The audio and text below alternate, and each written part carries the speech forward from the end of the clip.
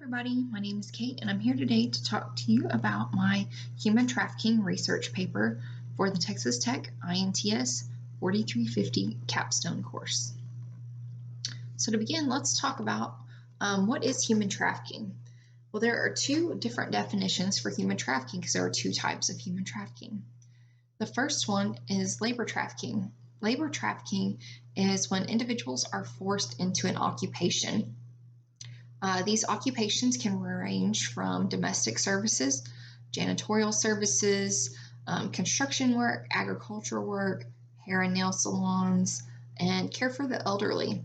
These are just a few examples of the occupations that victims of human trafficking are forced into. The second topic of human trafficking is sex trafficking. Sex trafficking is the sexual exploitation of individuals in exchange for goods and services. Some of the types of sex trafficking that victims are forced into include prostitution, escort services, pornography, and massage parlors. Again, these are only a few definitions and types of occupations that can be used to identify labor trafficking and sex trafficking victims. So let's talk more about how this research was formed. So this research paper was formed around my degree concentrations. I have 3 concentrations for my degree. They are computing applications, integrative studies, and organizational leadership.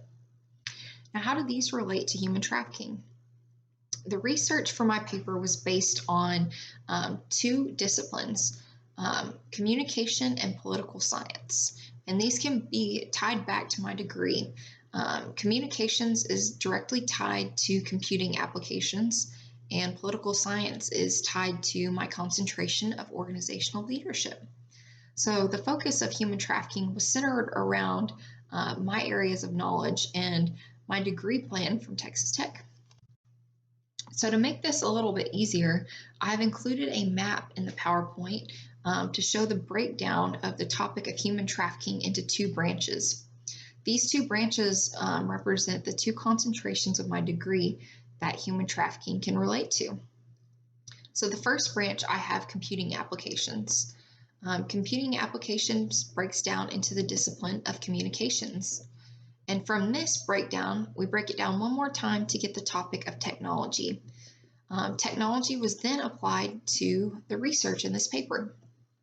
The second branch shows my degree concentration of organizational leadership. From there, we studied political science, and political science gave us 2 topics to apply to this research paper. The first being statistics, and the second being awareness.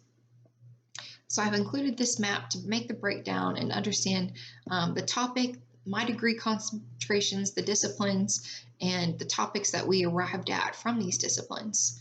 So the main research question derived from all this breaking down of information is, how do technology, statistics, and awareness apply to human trafficking?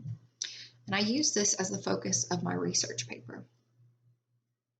Knowing this was a focus, I'm going to give you a brief synopsis of each of the topics studied in this paper. So the first topic that we're going to look at is technology. We're going to talk about how technology is described in 2 different ways in this paper. The first way that I talked about technology in my research was based on how traffickers can abuse technology and adapt quickly and learn to new technology coming. So the first aspect of technology described in my research is at the trafficker's benefit. The second bit of technology used in this paper was how the government, local law enforcement, and other countries are able to use technology to fight human trafficking. And we uncovered 3 different methods that they are able to use in fighting human trafficking. Let's see, the second topic that I was talking about in my research paper was statistics. I literally used a lot of statistic data in this paper to grab the reader's attention so that they see these outrageous numbers of victims and violent crimes that are happening around human trafficking to pull them in, and maybe for them to even start bringing awareness to this cause. Specifically, statistics is represented by the research data and gathered to make strong arguments for issues of human trafficking. That's how I based my information of statistics on this research paper. The third topic used in my research for human trafficking was awareness. So we have technology, which was how do traffickers carry out technology? What's the U.S. and other governments doing with technology to improve this issue? Some of the statistics involved around that. And then, okay, so we know that there's a problem. We now need to raise awareness. So the third topic I had was awareness. And some of the ways that awareness was raised for human trafficking is the U.S. government implemented that January would be named National Slavery and Human Trafficking Prevention Month. Other ways the U.S. has worked to fight the issue of human trafficking is the State Department has requested the involvement of other governments and organizations from around the world to fight this issue.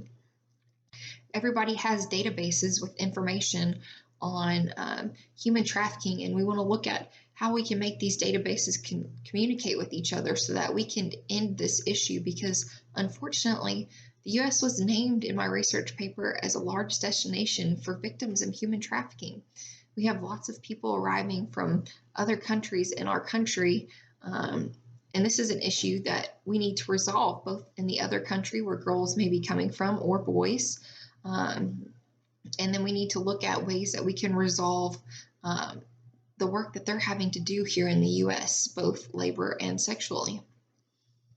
So to conclude on my three topics, I've broken things down into two categories. I've created a category of both positive and negative effects that technology, statistics, and awareness have on human trafficking. So some of the positive outlooks from my research include money laundering services. So banks have money laundering services where they can track sales and they can flag stuff for suspicious activity.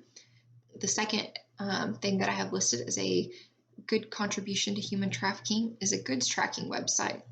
This website tracks goods that are sold online so that these goods can be flagged as a cover-up or a sale of an individual. The third way that human trafficking is being represented in a positive way in this research paper is, like I mentioned, the database to combat human trafficking. The database gathers information on both the victims and the traffickers, because to end this issue, we need to look at both the victims and patterns that we can look for to identify future victims, and also the traffickers, because we want to be able to bring down their ring. We want to hold these people accountable.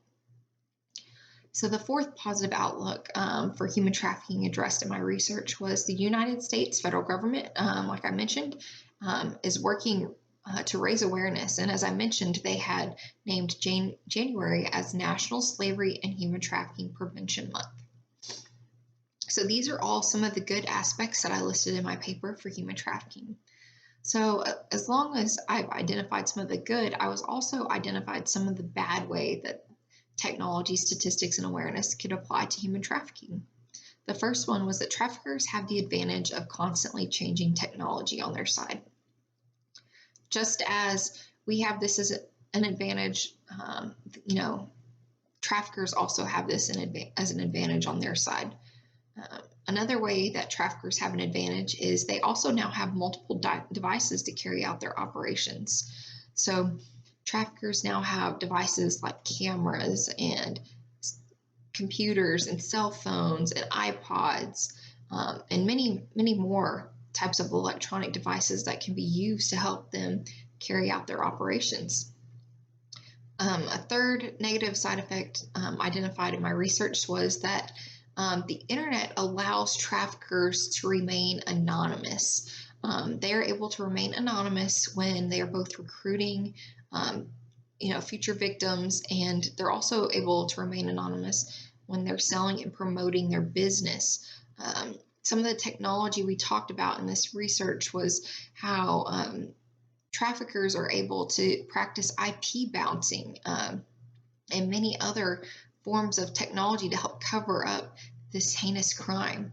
The fourth issue of human trafficking that I discovered when looking at human trafficking was there is limited research based on the positive impact of technology in law enforcement. I have this listed as a negative, but it could be used as both a positive and a negative. It's a negative because for my research, it was really hard to find information on the positive impact of human trafficking from a law enforcement standpoint.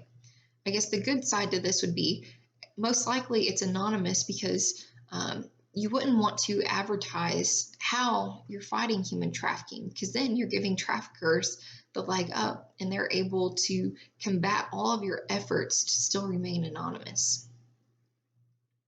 So the concluding statement I have on human trafficking is human trafficking cannot be solved with one body of knowledge.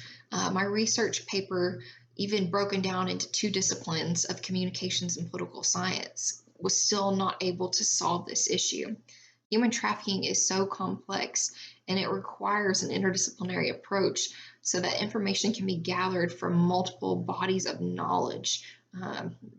Everybody working together is one of the only ways that we can temporarily remove this as an issue in our society. Unfortunately, just as we evolve as people and technology evolves, traffickers are going to evolve.